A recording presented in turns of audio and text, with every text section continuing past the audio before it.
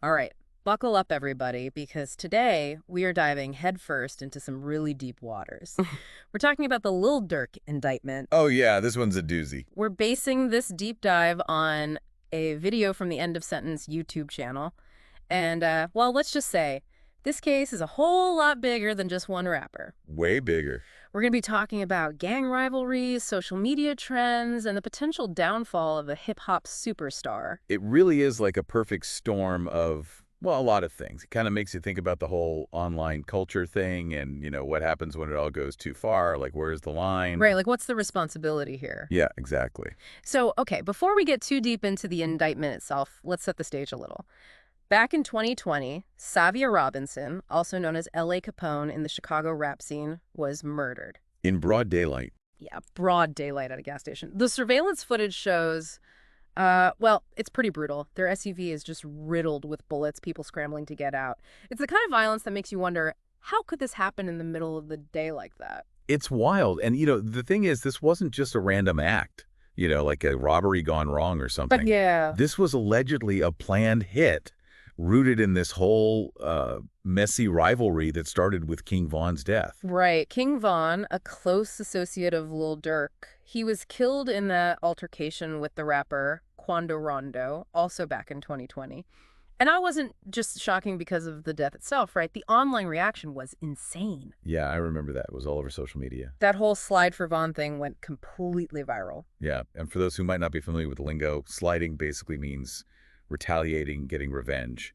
So Slide for Vaughn became like this, I don't know, a call to arms almost. Yeah, like a digital Wild West or something. Totally. It's like people were urging others to take action. It got really blurry, the line between like tough talk online and real life consequences. And that brings us to Lil Durk, whose real name is Dirk Banks, finding himself right at the center of this huge federal indictment.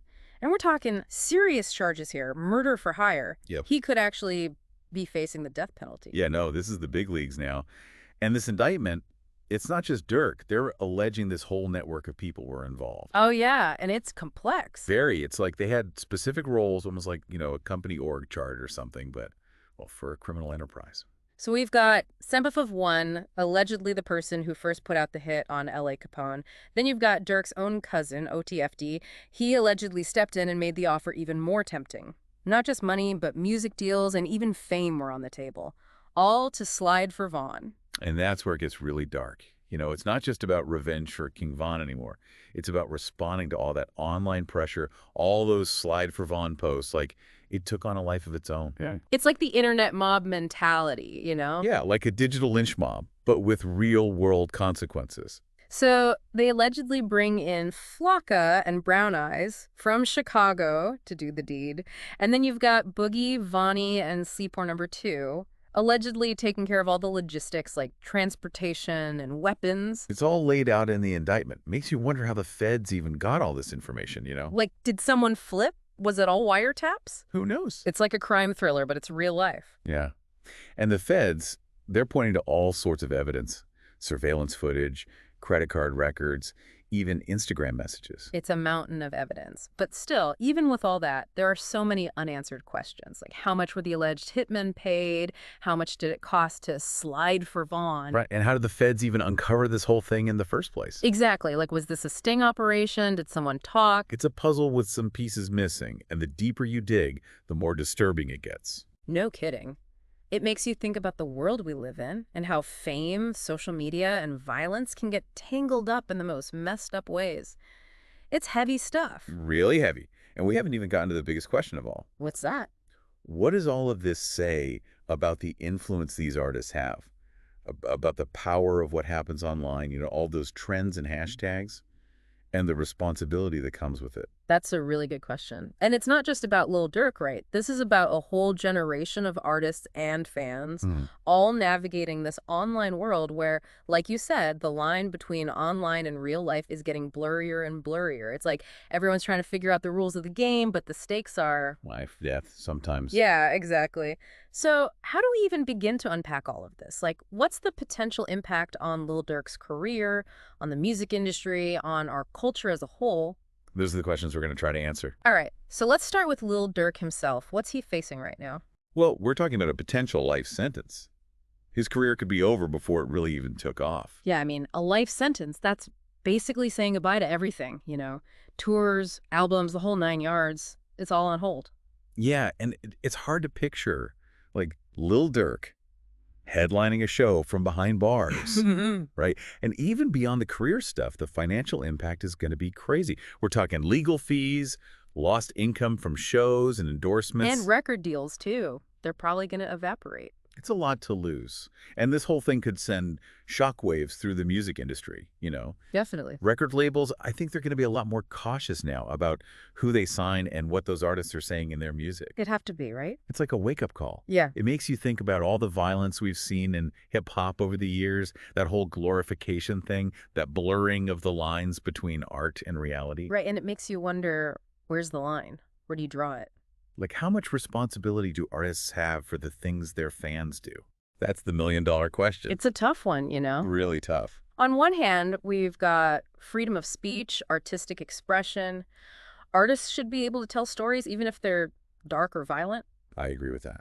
But then on the other hand, you have real world consequences, you know? Yeah. Like actual people getting hurt, even killed. It's like that slide for Vaughn thing, a Yeah. perfect example. A catchy phrase online that could have had really, really serious consequences. Yeah, and what gets me is that this case, it kind of exposes this dark side of the internet. You know, we get so caught up in the trends and the memes, but we forget there are real people behind those screens Real people making real choices. with real consequences. And in this case, you've got Savia Robinson, a young person who was killed, a family who's left grieving. It's easy to forget about that when you're reading headlines or legal documents. Absolutely. It's easy to forget that there's a real human cost to all this violence. And then you've got the people who actually witnessed the shooting.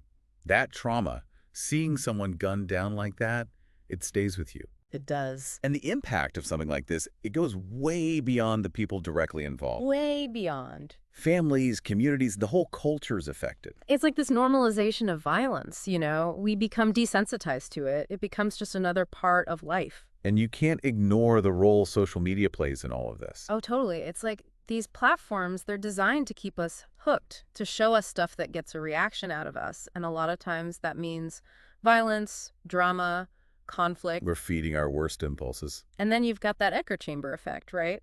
Where those narratives get amplified and it becomes hard to tell what's real and what's not, what's true, and what's just performance. So where does that leave us?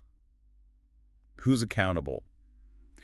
Do social media companies have a responsibility to keep an eye on things, even if it means limiting what people can say? That's a tough one. What about the artists?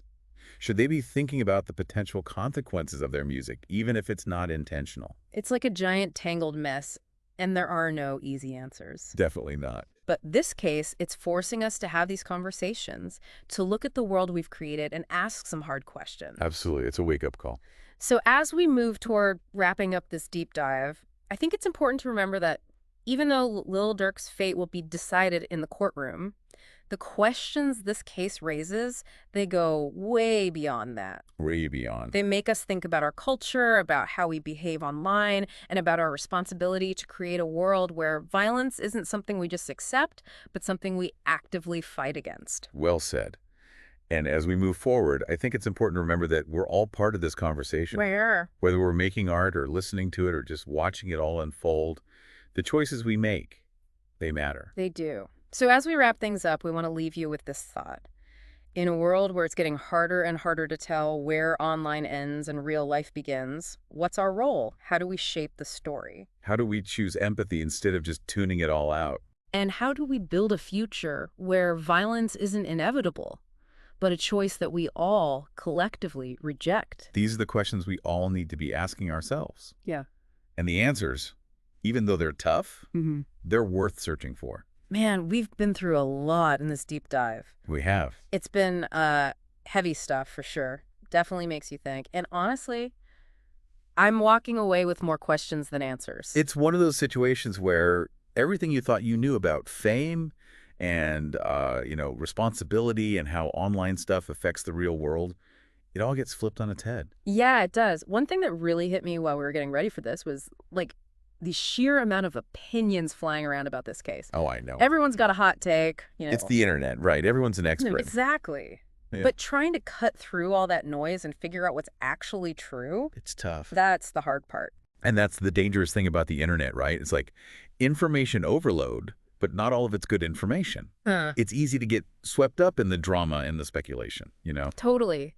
It takes effort to step back and be critical of what you're seeing and hearing, and to remember that there's always more to the story than what's on your screen. Always more. I think this whole Lil Durk situation, it feels like a turning point. Like we're finally seeing the consequences of all this blurred line stuff. The online bleeding into the offline. Yeah, exactly. And it does make you wonder, are the feds going to start cracking down harder on all this alleged gang activity that's being organized and encouraged online? Yeah. I mean, look at the slide for Vaughn thing. It's right there in the indictment. Yeah. It makes you think, how many other situations are bubbling up online right now that could, turn violent?